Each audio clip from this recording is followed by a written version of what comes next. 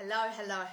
Welcome to this week's video, and today I'm here to talk to you about a hot topic. I'm here to talk to you about stress eating, and believe it or not, 43% of women struggle with stress eating, and it's proven to affect the way that they eat and how they eat and what they eat most of the time. So it's super common, obviously, emotional eating in general, but stress eating in particular. So I've got your back, so I'm going to help share some tips with you so you can gain back some of that control, so stress eating doesn't completely derail your progress. And I'd love to know, if you're here with me live, come and say hi, #live, and if you're catching this on the replay, as always, I'd love to know, and comment replay. So let's first talk about what stress eating actually is, right? So it's basically when your appetite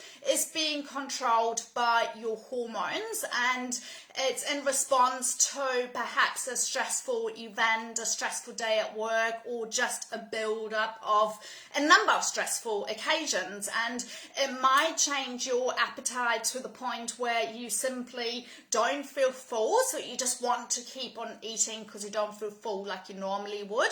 Or perhaps you might lose your appetite altogether. So this is a little bit more rare. Like, most women do tend to lean to overeating opposed to undereating, but it's all possible. It can also create some cravings. So you might find yourself that you are wanting to reach out for fatty and salty or sugary foods altogether. So stress eating, literally, it's so different for everyone out there, so there's no one size fits all, but it's definitely one of the biggest categories when it comes to the emotional eating umbrella. And that's why it's so important to put some strategies into place so it doesn't actually derail you from making progress. So same with, self-sabotage. It all goes under the same umbrella. And your hormones, basically, when you are in that constant stress alert, so it can be like a tragic event, like, if you're separating or you lost a loved one.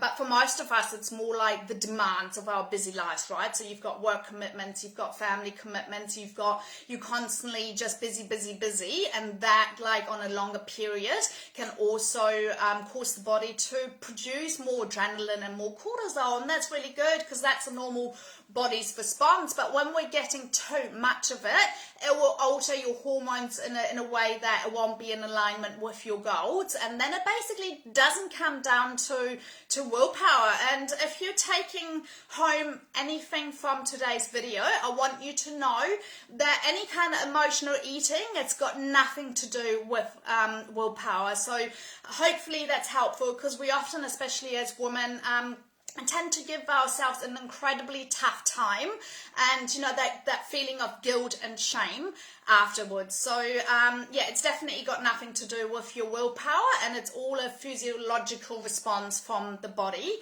dealing with the stresses. It's not the end of the world, but honestly, by just putting in a few simple strategies, you can completely actually learn how to deal with stress eating, and in fact any kind of self-sabotage and emotional eating.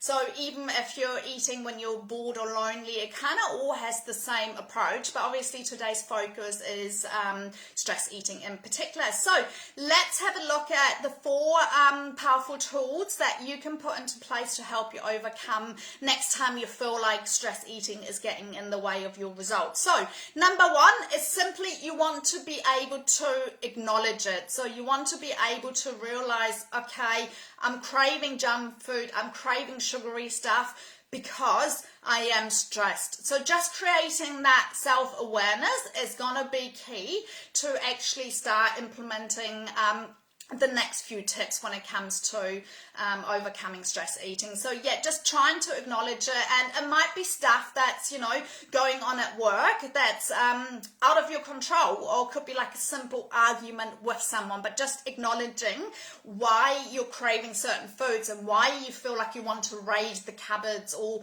perhaps why you're not able to stop eating when you know you should be full by now. That's number one thing that you want to focus on. Secondly, literally exercise. Any form of movement is going to really help clear your head and actually take you away from the cupboard. So it could be as simple as going for a walk, 5-10 minute walk. It could be having a workout. Obviously, if you've got time in that moment to have a workout, it's ideal because you're basically creating some of those endorphins and the stress response is lower. Just make sure when you are going for a walk to clear your mind, don't try to go for that power walk. You want to have a slow walk, because that's literally proven to reduce your stress levels. So just moving your body is going to be so helpful to pull you away from that situation where you might be reaching out for foods that aren't supporting your goal, and it's the best thing that you can do.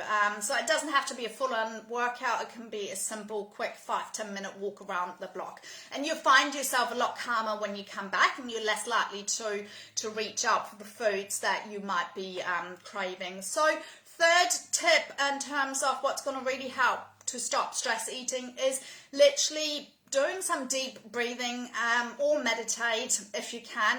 Meditation is it's one of those things. Not everyone enjoys it. I'm not. I know it's super beneficial, but it's not anything I'm super keen on, and it takes more energy than actually to the point where you might enjoy it. So for me, deep breathing is really, really powerful, because within just a few minutes of doing some deep breathing, it's literally proven that is designed to take you out of that fight or flight response. So your body will then instantly lower cortisol levels and lower those adrenaline hormones that basically making you feel like, wow, you're supercharged, and you need to reach out to food to calm your emotions. So really, really important. Like I say, if you like to meditate and that's something you enjoy, really, really good. If you don't, deep breathing is so underrated but so highly effective. And the last tip today to help you with stress eating is simply basically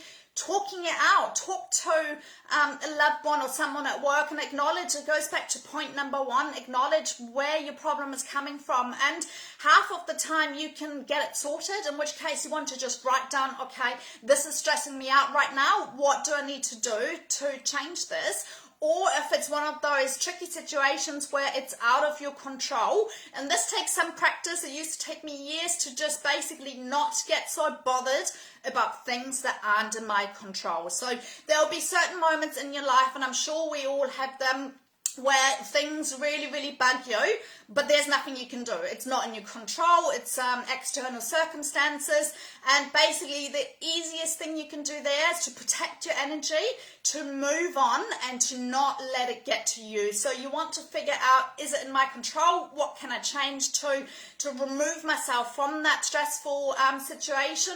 Or if it's out of your control, move on. Don't waste your energy on it. So just a quick recap here for those of you joining me a little bit later. We've just talked about 4 powerful tools, and the first thing you want to do when you feel like stress eating is getting in the way of your food choices and ultimately your weight loss goals, you want to acknowledge that it is due to something that is bugging you. So creating that awareness is always key. That goes for any kind of emotional eating situation that you might be facing. And then number 2, you basically want to remove yourself from the cupboards, from the kitchen, from the coffee shop, and just go for a walk or exercise, because that alone is going to really help calm you right down.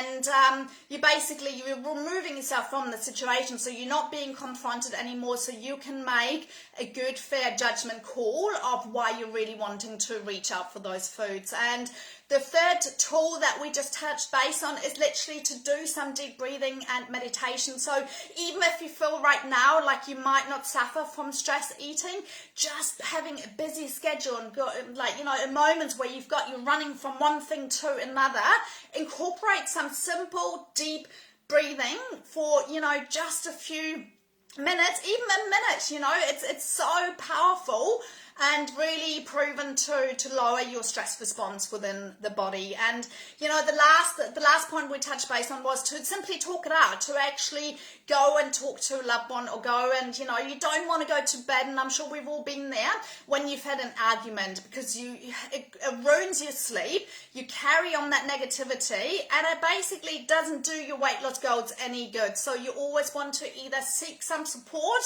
or resolve if you had an argument with someone, or if it's like an external factor like work, write down what you can change. And of course, if it's out of your control, then you just move on, distract yourself. Easier said than done, but it's like anything. If you put that into place and you do that a few times, it becomes really, really easy. Like I did kind of like a half park at school a couple of weeks ago now, and I had this lady literally shouting out of her window, telling me off because one of my wheels was on somebody's front lawn. It wasn't even a biggie, and for a split second I was like, oh my God, who is she to tell me what to do, and where did she just come from? And then I noticed like I was getting really annoyed by this lady who just started shouting at me, and I was like, where do you even come from? And then I was like, right, take a deep breath. Okay, maybe she had a bad day. We don't know, we don't know why certain people do certain things to aggravate us.